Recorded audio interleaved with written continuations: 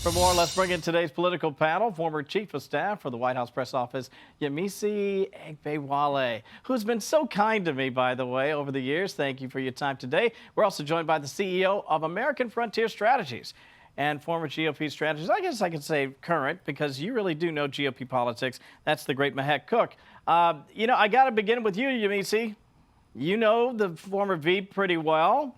You've heard the talk. Is she running? Well, I think time will tell on that. Look, California is the 5th largest economy in the world. She's worked in the Senate. She, of course, did 6 years in California as the Attorney General. She spent most of her life in public service. So this would be an easy decision for her to make if she did decide to run. She's kept up with speeches. And, of course, we saw the big speech in California where she spoke a lot about democracy.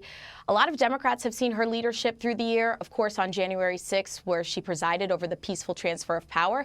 I think there's a lot of momentum if she ended up deciding to run here. Okay, that's certainly one way to view it, Mehek. I'm imagining you're coming at this from a decidedly different perspective, in so much as, if nothing else, the American people have seen, heard, and been able to observe up close and personal the former VP for quite some time.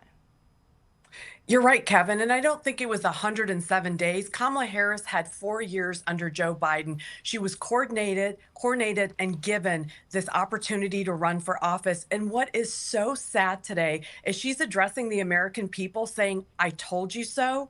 Well, what's shocking is the "told you so" should tell the American people that we rejected her vile moral values when she wanted DEI in school, transgenderism, boys and little girl sports, an open border that she was over. The borders are. We can't forget that.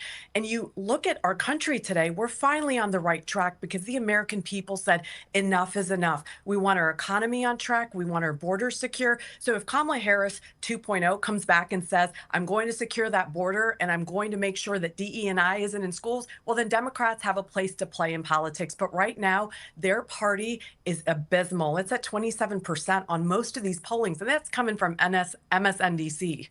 Well, I like to say the DNC, but it's MSNBC. I've heard the president refer to that network in that way. Let me get you both to just sort of take a crack at this one.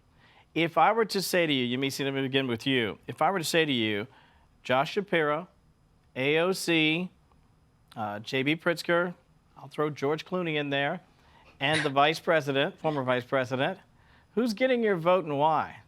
And I say that not looking for you to sort of make a case for them, but rather, who do you think would be the most likely option for the Democrats in 28? Look, I think the Democrats want somebody who talks about kitchen table issues. Yeah. Who talks about the economy and who has a lot of experience. And that might lead people to look for folks in the state. I would expand it beyond. I mean, we haven't mentioned Gretchen Whitmer. We haven't mentioned Governor Andy Beshear, who's a Democratic governor of a very red state. Yep. I think there are a lot more options, but I might go with George Clooney. I just saw him on Broadway. Don't be surprised. I've been making that call for years and nobody believes me. Mehek, we're having a little fun with it, but I think it's a fair question.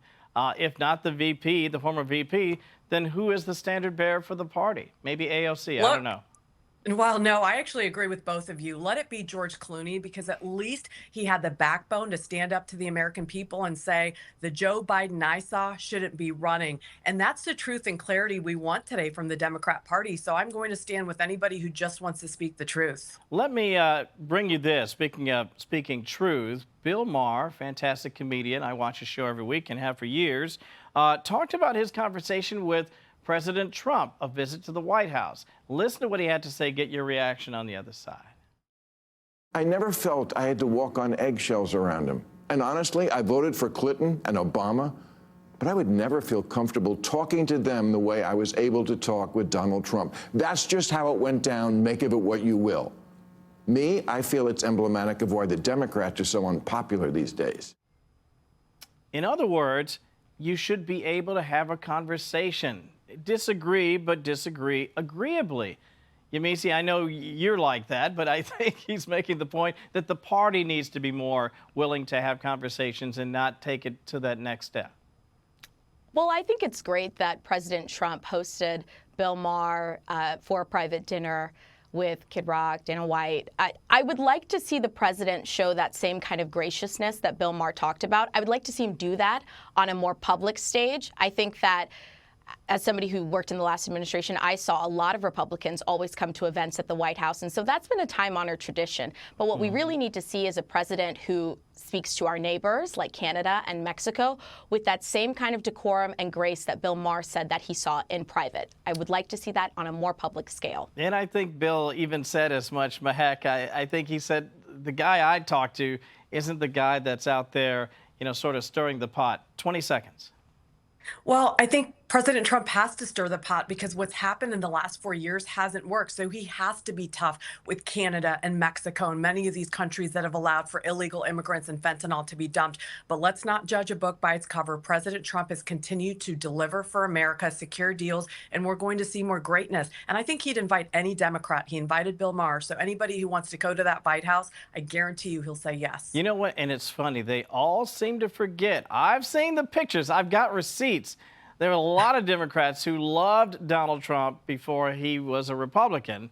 And I guarantee you the second he's out of office, they'll be still buddying up with him. But great conversation, ladies. Appreciate that. Mehek and Yemisi, appreciate your time today. Hey, Sean Hannity here. Hey, click here to subscribe to Fox News YouTube page and catch our hottest interviews and most compelling analysis. You will not get it anywhere else.